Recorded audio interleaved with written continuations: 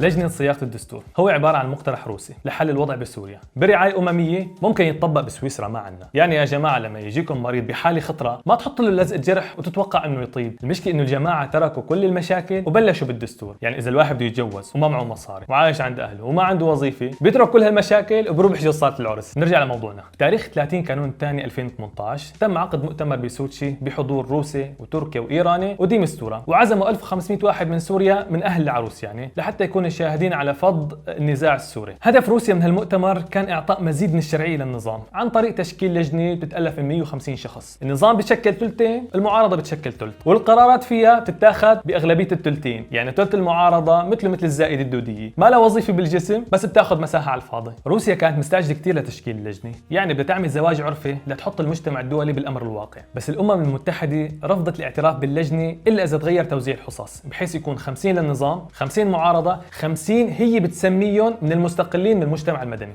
لكن روسيا رفضت هالشيء رغم انه هي ضامنه ال 50 اسم تبعوت النظام وإله حصه من ال 50 اسم تبعوت المعارضه عن طريق منصه موسكو، وحاطه عينها على الثلث الثالث. يعني هي مثل رامي مخلوف عنده سيرياتيل وإله حصه بالام تي ان وحاطط عينه على اي مشغل ثالث بيدخل على البلد. وبعد اصرار الامم المتحده حست روسيا والنظام انهم اكلوا الخازوق وتحولوا من اكثريه الثلثين لاقليه الثلث. وروسيا اللي كانت مستعجله وبدها تسلق الموضوع سلق صارت تقول يا جماعه استهدوا بالله، العجله من الشيطان. اخر حل كانت عم تمشي عليه روسيا بالايام الاخيره انه الثلث الاخير هي تشكله من اسماء مستقلين بس بشرط ما يكون معترض عليهم النظام. ولحد الان كل الادله بتقول انه الامم المتحده رفضت هذا الاقتراح وعطتهم مهله للدول الضامنه لنهايه هاي السنه ليشكلوا اللجنه الدستوريه، والا رح تعتبر مؤتمر ثاني بحكم الميت. بناء على هالكلام نقدر نقول انه اذا ما الامم المتحده هي اللي رح تسمي الثلث الثالث فاللجنه رح تكون لمصلحه النظام قطعا، ووجود وفد المعارضه فيها رح يكونوا كشهود زور على زواج بالاكراه واعطاء مزيد من الشرعيه للنظام. في ناس طبعا رح تقول اني عم بتحامل على فكره الدستور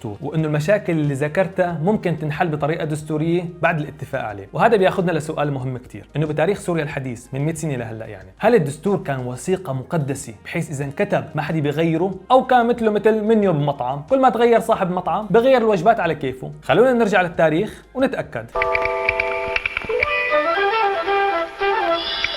أول شخص كان مفكر إنه للدستور قوة خارقة مثل الديث نوت هو الملك فيصل اللي قاد التحالف بين العرب والبريطانيين لطرد العثمانيين. وبعد ما انفضحت اتفاقية سايكس بيكو رجع الملك فيصل بسرعة لسوريا وقال لهم لازم نشكل دستور بأسرع وقت مشان لما يجي الجيش الفرنسي نقول لهم ها عندنا دستور، فهن يقولوا أو مون ديو عندهم دستور، خلينا نروح نحتل بلد ثاني ما عنده دستور. ومثل ما هو متوقع الدستور ما صمد أكثر من 15 يوم. يعني يا دوب اللجنة عم تكتب المادة الأو دخل عليهم جنرال جورو قال لهم الدستور منكم يا جماعة نحن احتلينا البلد. بفترة الانتداب الفرنسي وبسبب حركات المقاومه والاضرابات العامه بالمدن اضطرت فرنسا تهدي الشارع مثل ما عم تعمل روسيا هلا تماما، وقالت لهم للسوريين اعملوا دستور خاص فيكم. وبعدين رفضت هذا الدستور لانه فيه بعض المواد اللي بتاكد على استقلال البلد. بالاخير اضطرت فرنسا تتنازل سنه 1930 بس بشرط اضافه الماده 116 اللي هي بتلغي كل المواد الثانيه اللي بتدل على استقلال سوريا. يعني بصراحه هذا ما اسمه تنازل، هذا اسمه اكراه. بسنه 43 تم الاعتراف بالدستور بدون الماده 116 وتم انتخاب شكري القوتلي رئيس للجمهوريه. سنه 48 انتهت الفترة الرئاسية لشكري القوتلي، وحسب الدستور ما بيحق له يرشح حاله لبعد 5 سنين، ولكن البرلمان عدل هاي المادة وكانت أول مرة بيتم تعديل مادة بالدستور لتناسب شخص معين. بسنة 1950 تم صياغة دستور جديد للبلاد ويعتبر من أفضل الدساتير اللي عرفتها سوريا، وحاليا عم يطالبوا إنه نرجع نشتغل فيه. ومن أهم مواده إنه رئيس الجمهورية ينتخب عن طريق البرلمان اللي الشعب اختاره ما حد تاني. بسنة 52 عمل أديب الشيشكلي انقلاب وعدل نظام الحكم بالبلد من برلماني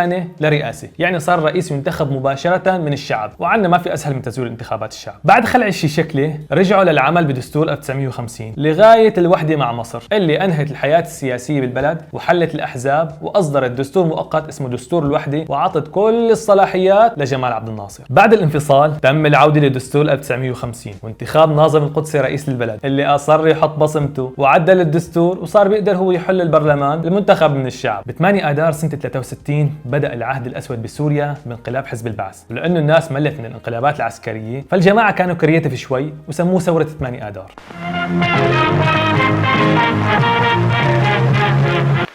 حافظ اخذ البلد لليفل جديد. ناولني الدستور من الخرج ولا يعني هو عين القيادة القطرية اللي عينت مجلس الشعب اللي صاغ دستور 73. ومن أهم مواده مجلس الشعب يختار رئيس الجمهورية من الأسماء اللي بترشحها القيادة القطرية اللي عينها حافظ. يعني القيادة القطرية بترشح اسم حافظ، مجلس الشعب بيختار اسم حافظ، الشعب بالاستفتاء رح يختار حافظ. طيب يا بيك انت رح نعمل الانتخاب اللي فزتوا فيه. ما عملناه امبارح انا والشباب وفبركنا النتيجة ومشي الحال. وفي حال ارتكاب حافظ لجرم الخيانة العظمى يحال حافظ للمحكمة الدستورية العليا اللي عين أعضاء حافظ. سيادة الرئيس. ايه ده هو جه كمان؟ البيه يبقى الرئيس. من المواد الأساسية اللي ثبتت الحكم الدكتاتوري لحزب البعث هي المادة الثامنة اللي بتقول إنه حزب البعث هو الحزب القائد للدولة والمجتمع. للأمانة كان في عندنا أحزاب ثانية، أحزاب الجبهة الوطنية التقدمية، وكان حزب البعث يخليهم يشاركوا بقيادة الدولة، بس مثل لما تكون عم تلعب بلاي ستيشن ويجي أخوك الصغير بده يلعب فتعطيه قبضة ما أنا شغالة. أخطر مادة بدستور 73 هي المادة اللي بتقول إنه مهمة الجيش حماية أهداف الثورة، يعني حماية حزب البعث، يعني الجيش صار بادي جارد لحافظ. دستور 73 هو الدستور الوحيد بتاريخ سوريا اللي ما تعدل، لأنه كان مفصل على قياس حافظ الأسد، لذلك لما مات بسنة 2000 كان قياس بشار 34 مليون، فاضطروا ياخذوه على مشغل الخياطة اللي اسمه مجلس الشعب ويصغروا له إياه على قياسه. بالشهر العاشر من سنة 2011 بعد ما اتسعت رقعة الثورة وفشل النظام بتهدئة الشارع، قرر بشار إنه يسمع شوي لمطالب الناس ويعدل الدستور، وكبادر عن حسن النية راح جاب المحامي مظهر العنبري اللي كتب دستور 73. يعني انت لما بدك تصلح سيارتك وين بتاخذها؟ على الوكالة. من التعديلات اللي صارت انه رجعوا عمر الرئاسي لل 40 سنة، بس ضافوا جنبها خانة صغيرة، إذا ضغطت عليها بيطلع لك ليستة أرقام، تختار الرقم المناسب مشان لما يجي حافظ الصغير بنوفر وقت. التعديل الثاني اشترط على اللي بده يترشح للرئاسة انه يكون مقيم بسوريا آخر 10 سنين بطريقة متواصلة، وهذا القرار ما كان موجه ضد المعارضين إطلاقا. التعديل الثالث هو إلغاء المادة الثامنة من الدستور واللي بتقول إنه حزب البعث هو حزب القائد للدولة والمجتمع، والشغلة الوحيدة اللي اختلفت بعد حذف المادة الثامنة إنه المادة التاسعة صارت هي المادة الثامنة، غير هيك ما اختلف شيء. بالنهاية بنلاحظ إنه الدستور ما كان أبدا وثيقة مقدسة، وإنما كان هو دفتر مكتوب عليه قوانين بقلم رصاص، والطرف الأقوى كان يسيطر على المحاي وقلم الرصاص ويكتب اللي بده إياه. وإذا كان النظام بوقت من الأوقات عاطي الجبهة الوطنية التقدمية قبضة ما شغالة، فنحن حاليا سيطرنا على هاي القبضة وعم نتقاتل عليها، بينما النظام سلم القبضة تبعته لروسيا، وروسيا عم تلعب وتنتصر، وكل نصر بتعمله روسيا بيتسجل باسم النظام ولو نظريا. سلام.